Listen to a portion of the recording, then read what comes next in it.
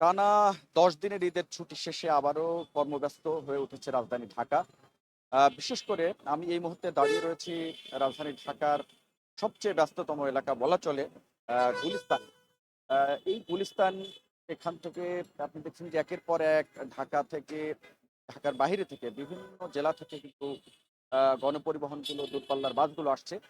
প্রচুর সংখ্যক মানুষ আশপাশে এবং এখানে কর্মব্যস্ত সবচেয়ে বেশি এই কারণে বলা হয় যে আশপাশে প্রচুর সংখ্যক পাইকারি যে আ দোকানগুলো, পাইকারি মার্কেটগুলো, সে মার্কেটগুলো এখানে আশপাশে রয়েছে এবং রাজধানীর বাইরে থেকে যে গণপরিবহনগুলো তার একটি উল্লেখযোগ্য অংশ গণপরিবহন এই এলাকায় এখানে এসে থামে।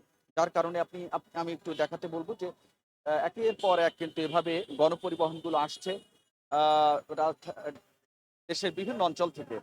তো সব মিলিয়ে বলা চলে যে টানা একটা লম্বা ছুটি, ঈদের ছুটি শেষে আবারও নগরীতে রাজধানী ঢাকায় ফিরতে শুরু করেছেন নগরবাসী এবং সরকারি ছুটি শেষ হওয়াতে আজকে থেকে মূলত কর্মচঞ্চল বা কর্মব্যস্ত হয়ে উঠতে শুরু করেছে রাজধানী ঢাকা। তবে আ একেবারে পুরোপুরি যে ব্যস্ততা শুরু হয়েছে সেটি বলা যাবে না। কারণ অনেকেই কিন্তু একটু বাড়তি ছুটি কাটান ঈদের সময় বা ঈদের ছুটির সুযোগে। তো সে বাড়তি ছুটি কাটিয়ে এখনো পুরোপুরি নগরীতে যে পরিমাণ মানুষের বসবাস বা আ যে পরিমাণ মানুষের আ কর্মব্যস্ততা সেটি পুরোপুরি না হলেও মোটামুটি কর্মব্যস্ত হয়ে উঠেছে রাজধানী ঢাকা। আপনারা দেখছেন যে এই গুলিস্তানের আশপাশে ফুটপাতগুলো সেই আগের সেই চিরচেনা রূপে ফিরেছে এবং ফুটপাথের যে দোকানপাটগুলো এখানে অসংখ্য পাইকারি দোকানপাট রয়েছে সেগুলো এর মধ্যে খুলেছে এবং ঢাকার বাইরে থেকে ব্যবসায়ীরা এখানে এসে কেনাবেচা করেন। সেটিও সেই কর্মব্যস্ততা এখানে চলছে এবং বিশেষ করে এখানে অসংখ্য গণপরিবহন আপনারা দেখছেন যে আ গুলিস্তান থেকে যারা যে সমস্ত গণপরিবহন শরীয়তপুর আ তারপরে পার্শ্ববর্তী জেলাগুলোতে গিয়ে থাকে, সেই পার্শ্ববর্তী জেলার গণপরিবহনগুলো একে, একে এখানে ফিরছে এবং অনেক দূরের জেলাগুলোতেও বিভাগীয় শহরগুলোতেও কিন্তু এখানে গণপরিবহনগুলো আসছে। আপনারা দেখছেন যে একে, একে। এছাড়া পার্শ্ববর্তী জেলা নারায়ণগঞ্জ সহ অন্যান্য জেলা থেকে কিন্তু অসংখ্য গণপরিবহন এখানে আসছে।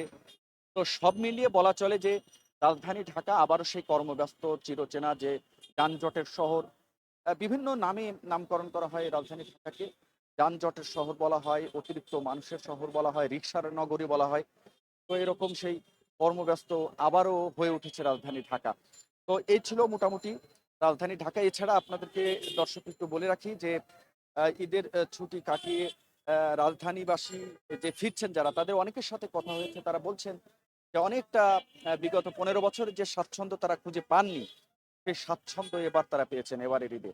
কারণ পরিবর্তিত পরিস্থিতি এক, দ্বিতীয়ত আ আ আগের যে ভোগান্তিগুলো ছিল বিগত ১৫ বছরের যে গণপরিবহনের নৈরাজ্য, আ অতিরিক্ত বাড়তি ভাড়া আদায় এবং ছিনতাই, চুরি, ডাকাতি এই যে আ কালো অধ্যায়গুলো সেগুলো থেকে দেশের মানুষ আ বেশ খানিকটা স্বস্তিতে এবার ঈদ কাটিয়েছে বলছেন তারা অনেকেই।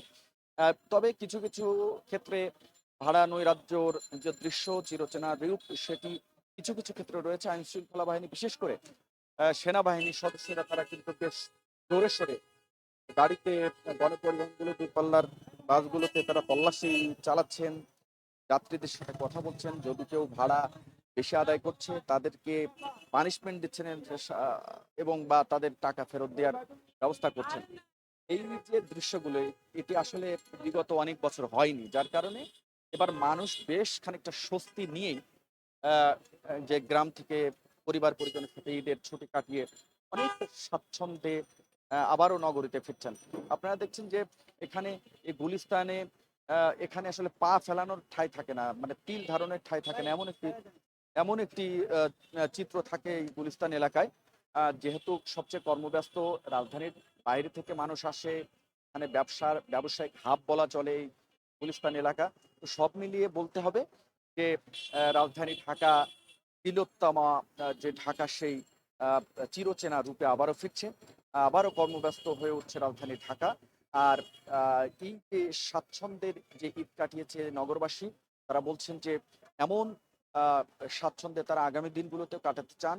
দেশের রাজনৈতিক পরিস্থিতি যেন কোনো ধরনের ঘোলাটে পরিস্থিতি না হয়, একটি রাজনৈতিক সহাবস্থানের মধ্য দিয়ে দেশের রাজনীতি সঠিক পথে চলবে, কোনো ধরনের হানাহানি সংঘাত এবং বিভিন্ন দলের মধ্যে যে মারামারি সহিংসতার যে পরিস্থিতি বিগত দিনগুলোতে ছিল, বিগত বছরগুলোতে ছিল, মানুষের স্বাচ্ছন্দ্যে বাক স্বাধীনতার যে অধিকার, সেটি আহ, বেশিরভাগই মানুষ ফিরে পেয়েছে। তবে কিছু কিছু টুকিটাকি সমস্যার কথা অনেকে বলছেন, সেসব সমস্যাগুলো দূর হবে আগামীর।